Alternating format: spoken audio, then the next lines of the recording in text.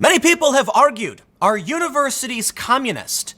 Are they indoctrinating young people? Well, it is true that a lot of people go to college and come out with crazy ideas that make no sense. But you know what? I'm not going to argue with people about indoctrination. I'll just defer to, say, I don't know, a professor. How about a Columbia professor who actually fled communism, resigning because he says the university is becoming communist?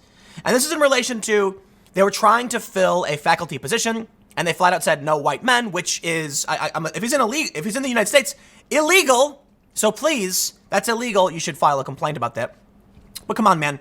I think it was Oxford who recently banned clapping. Yeah, these places are going insane. Please, stop sending your kids to these psycho factories, okay? You go there, and they fill their heads with insane mumbo jumbo. That's just not real life. You're not teaching your kids to be good at anything. Man, I've got some, you know what, let's read the story, and then I'm going to talk to you about college, okay? And why you shouldn't go to college. College is a mistake for the most part. I'll give some caveats.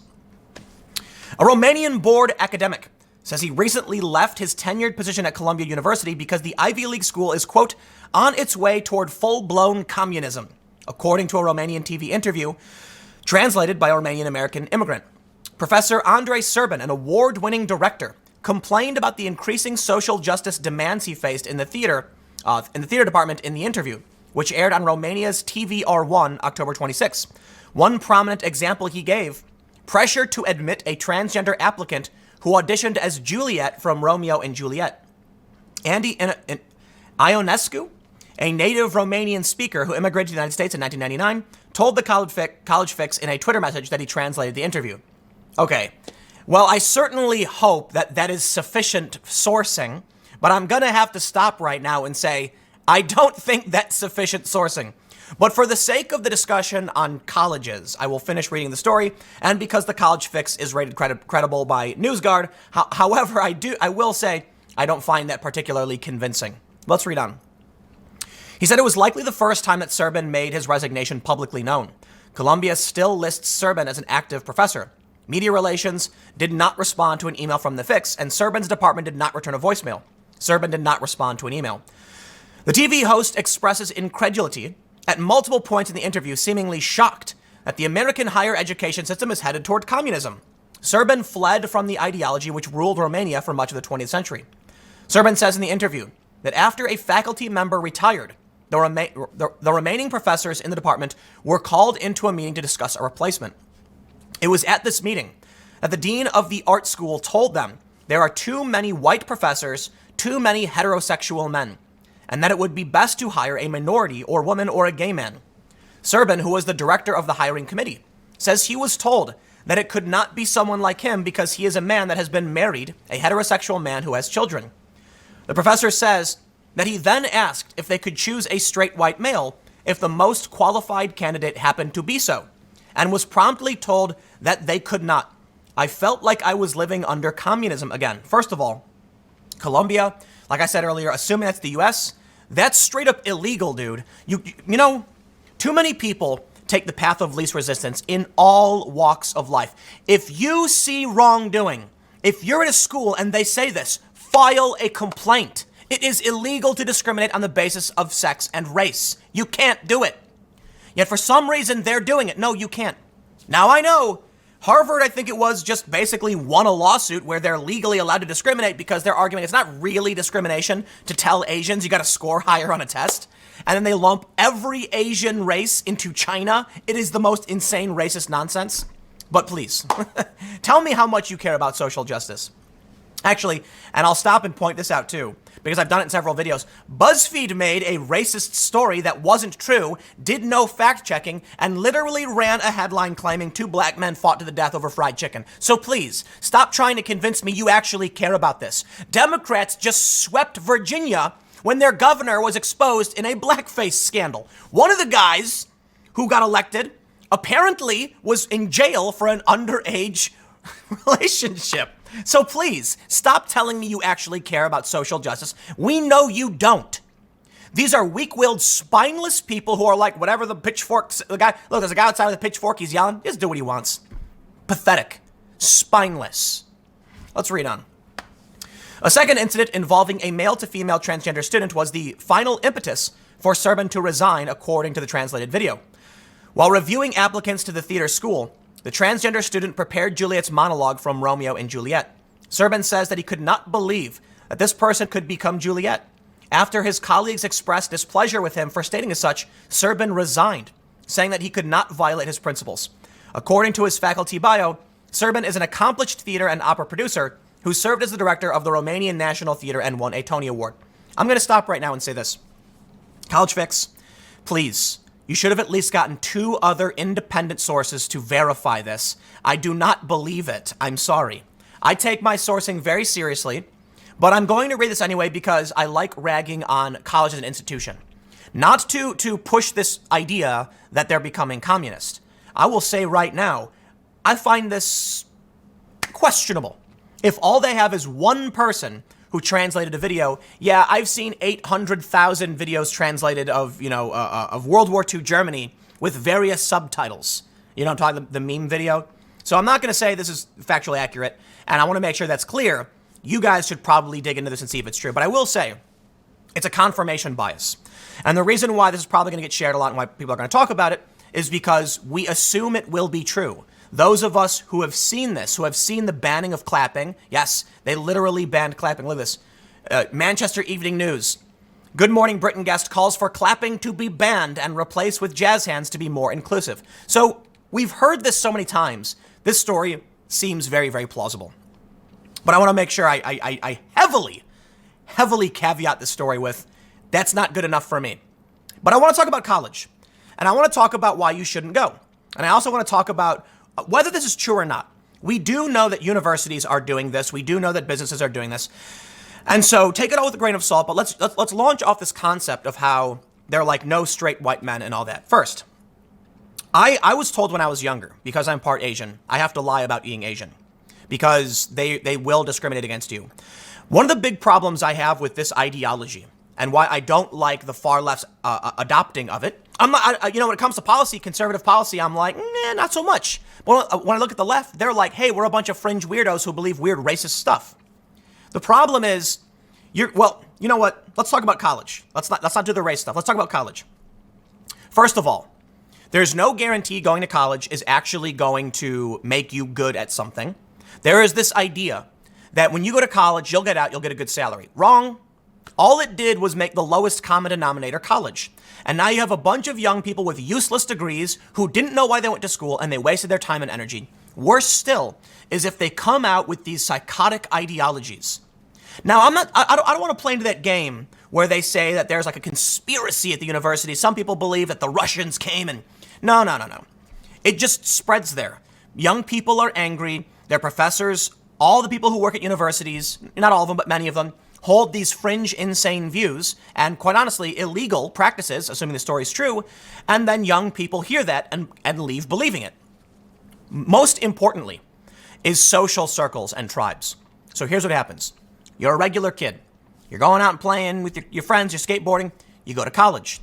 All of a sudden now you're surrounded by older people who all believe these fringe, insane things with no basis in reality.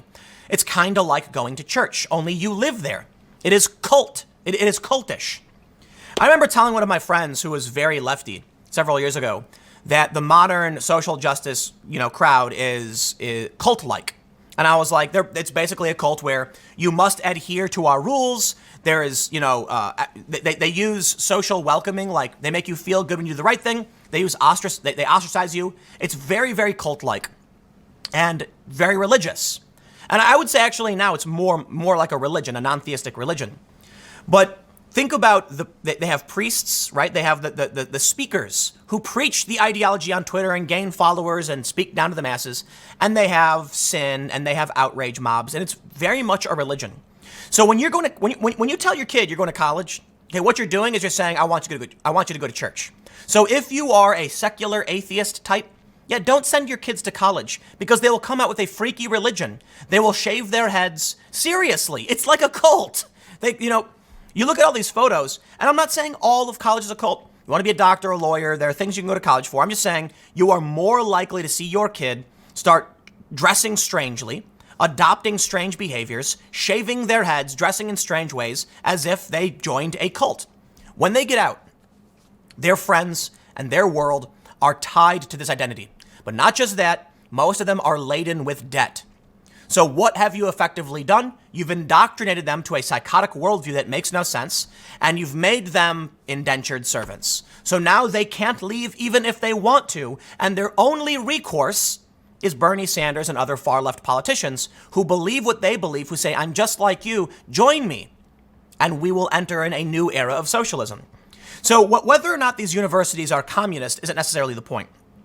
What happens is they have a tribal identity and they have debt. They struggle to make money because college degrees are worthless, so they feel lied to. The system was wrong. They're told this great truth. They're woke now. They realized how the world actually is. But they also have massive debt that they're desperate to get rid of. Along comes these politicians, or people like them, who say, we believe the same insane things you do because we are also woke, but also we are going to take the resources from those who have produced to pay off your debt. And they say, that makes sense. It doesn't make sense. It doesn't. But I will say this. I believe one of the most important things we can do is forgive interest on student loan debt. So you got people like Elizabeth Warren saying, forgive all student loan debt. No. We don't want to do that. That's insane. Okay. You took out loans. You benefited. You got to pay the money back. But we should stop charging interest. That way you can pay back what was given to you. Maybe with interest on the rate of inflation. Maybe we need to figure out how to make it so they can pay off the debt without it growing exponentially. And so I think forgiveness must involve, you got to pay back the principal, but the interest, I think we can just get rid of. That way they still have to pay for their responsibility, but now there's a light at the end of the tunnel. A lot of people I know who have student loan debt see that number pile up because they're not making money. Lo and behold, I'm going to rag on boomers. But the people who created the millennials, they told us you have to go to college. And what did they end up doing? They made angry, dejected communists servants. All of these young people getting out of college have been indoctrinated. Well, I don't want to say that. I don't want to go that far. But they've been exposed to a lot of these ideas. Some people come out of college and they ignore this. I was at Berkeley and I interviewed students. And these students at Berkeley were like, we can't stand the protesters because we're just trying to learn about science or whatever. But this is spreading. And it's spreading because it was a lie. College was a lie. I have a theory. I'm going to tell you my theory now about college and why I think it was a bad idea. First, I'm a high school dropout. I'm very successful. There are many other high school dropouts who are successful. There are many high school dropouts who are failures. It is not dropping out of high school that determines whether you succeed or fail. What happens is the people who are more likely to just walk in line and do what they're told are always going to be the people who walk in line and do what they're told. You have some people who drop out of high school for bad reasons, but it's not dropping out of high school that causes them to fail. Their failure causes them to drop out of high school. There are some people who drop out of high school because they're smarter and want to be more successful and don't want to waste their time. People like me, for instance. I thought high school was a ridiculous waste of my time. I was sitting there frustrated, bored, boring. I built a computer when I was 9. I was programming video games when I was 10 and 11. I didn't want to sit in this room doing literally nothing. I had access to the internet and I said, I don't want to be here. But let's talk about college. Here's my theory. This is my personal anecdotal view of college. When I was younger, I was told that people, by boomers, that people who went to college made so much money. They said, man, the friends of mine, my family members, they got a college degree and they were making 6 figures. And I was working as a manager at McDonald's or something. And I was getting only like $30,000, $20,000 a year or something, adjusting for inflation. And so the idea was you have all of these boomers and they're working jobs and they're working trades and some are plumbers and some are, office managers. And then they look to their friends. And their friends are computer technicians, and their friends are petroleum engineers, and they're making all of this money. And these boomers who didn't get a degree think the college degree is what did it. Wrong. Back then, nobody told you had to go to college. Nobody told you to do that, okay? For the boomers, college was a choice and it was expensive, but they falsely correlated the college degree with success. The inverse is true. Those that were passionate about a career or a specialty decided to spend the money to go to college. And those who weren't got jobs, took on trades, and started working. But the people who conflated college with money told their kids, everybody who goes to college makes money. Wrong. It's the people who are passionate who make the money. But they told a bunch of lazy, spoiled kids, they snowplowed everything out in front of them so there were no obstacles, and then they said, now you go to college. Trust me, it's worth it. What happens when you take people with no passion, with no drive, saddle them with debt, drop them in a school, they're easily manipulated, they fall into these weird social justice tribes, now they're loaded with debt, they get out, they're angry, they're not making money, there's no passion, it doesn't work. And that's what I think happened to millennials. Now there are job postings saying, if you want to work for $12 an hour, you need a bachelor's degree. Let me tell you what, I was a director I was a fundraising director for a nonprofit, and they said college degree required. And I got the job, and I didn't have a high school diploma. And you know how I did it? I pulled a Tommy Boy.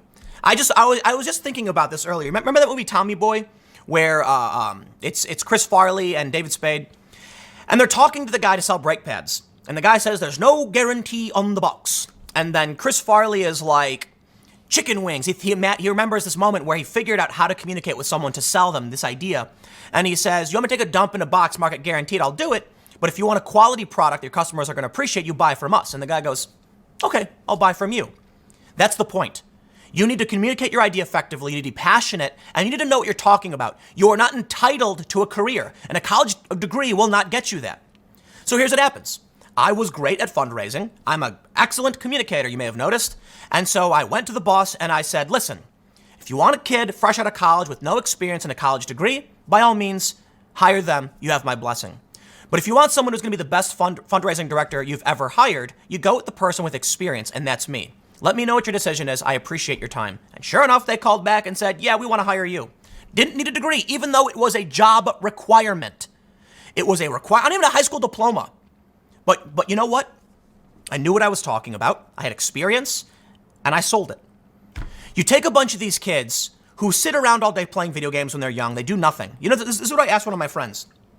What did you do when you were 12? You want to figure out what you want to do with your life? What were you doing when you were 12? And invariably, people tell me, like, I was doing nothing. I was watching TV. Great. Congratulations. Your parents gave you no passion and gave you no direction. I'm sorry. That's just the way it is. I'll tell you what. Go open a bar. And most people who say that, they're like, wow, it would be fun to have a bar. I'm like, that's right. You can hang out with your friends all day. You sell booze and people laugh. Makes sense, right? Think about what you were doing at 12 or 13, and you will probably find, not always, that there is something in there that you might like to do. The problem is kids who were given no direction by their parents. Their parents went to work. They put their kid in school. So what did their kids do? They went to school. They did nothing. They were told what to do. They were crafted into perfect little drones. For me, I was working on computers. I was skateboarding, and I was arguing. I would read things online, and then I'd argue. And I talked a lot. And so here I am. But what happens then when you have a generation of kids whose parents just let them sit in front of the TV? Even worse still, the next generation sitting in front of tablets, told them to do nothing, and then said, you must go to college. You're going to get an army of young people with debt, with no direction, who feel lied to, and they're going to look to the establishment, the institutions, to feed them. Because here's what happens. These kids who go to college, their whole lives, from grade school through high school, up until the point where they're literally full-grown adults, 22 years old, they have been institutionalized. They have had some authority figure telling them, this is what you must do, this is how you do it, and this is what you get in return. So when they leave, what do you think they want? They want the government to tell them what to do. Congratulations. You've raised ineffective, dispassionate communists. And now we see it. They have no fundamental understanding about how wealth works because schools don't teach you how to even balance your checking account or pay a credit card or pay your taxes. I was going to say balance a checkbook, but I mean, you don't really do that anymore. But they don't teach you how to track this stuff. They don't teach you how to do any of the normal things you need to do to survive. So you get nothing. And then these kids come out of school. Finally, they're now free into the world. And they're told, you shouldn't clap because clapping's offensive. Yes, because the institution was scary. What do you think's going to happen when they go outside, they hear a car backfire? They're going to freak out. So you know what they're going to say? We want the government to ban speech. We want the government to stop these things that hurt our little ears. Because they were institutionalized. You know what, man? I do blame the boomer generation. It's not all boomers, okay? But the generation that raised millennials. Gen Xers were very different. They raised Gen Z, and Gen Z is very different. But the boomers had the millennials for the most part. And millennials are dainty snowflakes with limited skills who are angry and want the government to take care of them. That's why they want people like Bernie to come in and tax all of the wealth away from Bill Gates, and they think it's sustainable. It literally doesn't make sense, okay? If you tax all of Bill Gates' wealth away, forcing him to sell his shares, making him, yeah, he'll still be a billionaire, technically, but you'll crash the stock. They have no idea how this stuff works. Congratulations. Let's say you effectively got $100 billion. How long will that last? It wouldn't even pay for 1 year of Medicare for all. And then what? There's no mine left. You strip mined the wealthy, and there's nothing there to take anymore. You disrupted the economy, and then you got rid of 2 million jobs to do it. These people have no idea what they're talking about. Life isn't fair, and life isn't easy. And I'm not going to make this video any longer, but you get the point. This is what we can see. Whether or not this story is true, this is what you're turning your kids into when you send them to college. They're going to have no marketable skills. They will contribute nothing to society, but I assure you they will complain all night. I'll see you all at 1 p.m. on this channel.